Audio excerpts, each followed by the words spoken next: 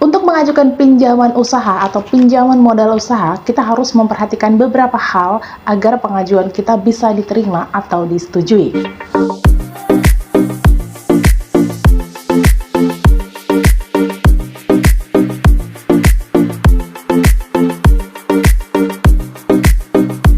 Assalamualaikum warahmatullahi wabarakatuh. Selamat datang kembali di Arimbi Channel. Tentunya masih bersama aku, Mutiara Ringgi. Di video kali ini sekaligus menjawab pertanyaan dari salah satu teman kita melalui kolom komentar, di mana beliau ini menanyakan tentang pinjaman usaha. Ada banyak jenis pinjaman usaha yang pernah channel ini bahas ya, mulai dari pinjaman bank, pinjaman usaha milik Pegadaian, dan pinjaman usaha milik Pegadaian Syariah.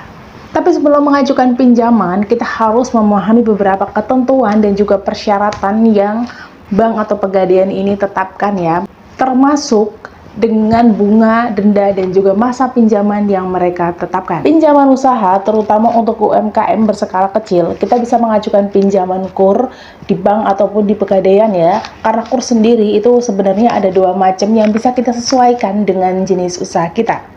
Dan hal-hal yang harus kalian perhatikan sebelum kalian mengajukan KUR diantaranya adalah usaha yang kalian jalani itu harus berjalan lebih dari 1 tahun.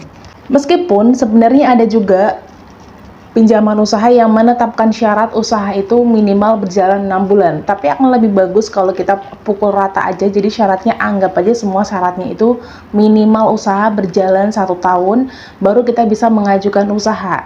Dan usaha tersebut haruslah aktif.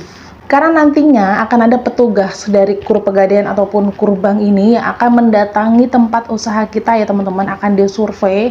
Dari situ mereka akan tahu kalau ternyata usaha yang kalian ajukan itu nggak aktif, pastinya pengajuan kalian juga bakal ditolak.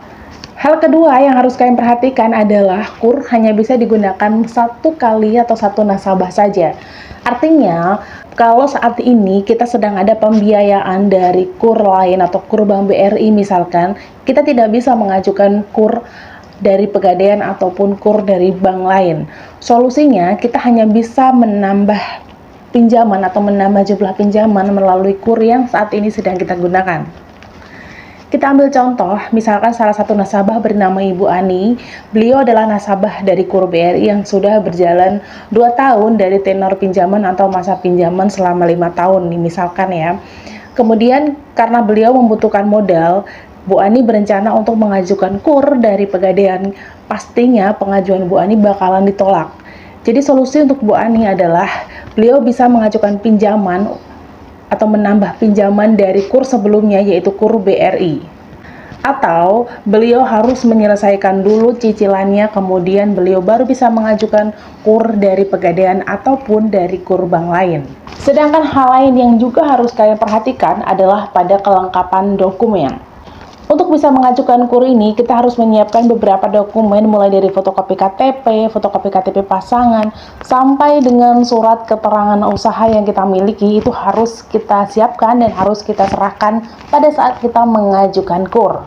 Meski hal ini terlihat sepele, tapi nyatanya kalau data-data yang kalian siapkan tidak sesuai atau bahkan tidak lengkap, pastinya pengajuan kita juga bakalan ditolak.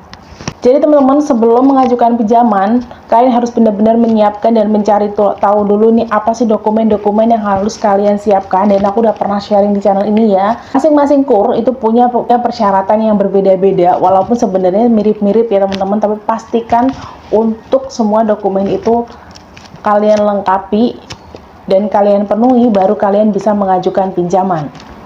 Setelah semua dokumen udah kalian siapkan, untuk mengajukannya kalian tinggal mendatangi kantor cabang dari Pegadaian ataupun dari bank yang terdekat dengan wilayah kalian. Dan nantinya pastinya dana ini akan ditransfer ke rekening sesuai bank yang kalian tunjuk ya teman-teman. Jadi misalkan kalian adalah KUR BRI, dana itu nantinya juga bakalan ditransfer melalui bank BRI. Dan itulah video aku kali ini. Semoga video singkat tentang pinjaman usaha tadi bisa bermanfaat buat kalian ya teman-teman. Sampai ketemu lagi di video aku selanjutnya. Wassalamualaikum warahmatullahi wabarakatuh.